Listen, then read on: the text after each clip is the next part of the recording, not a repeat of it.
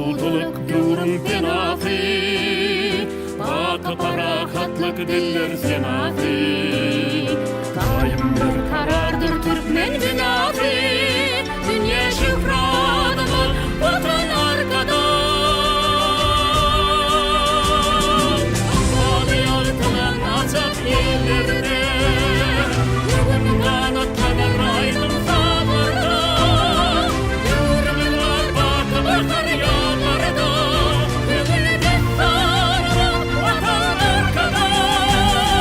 Bakı parakatlık baybatım mani, doğanlık bir yer bugün gel yeri. Yer karanlık yakın taşar dünyayı.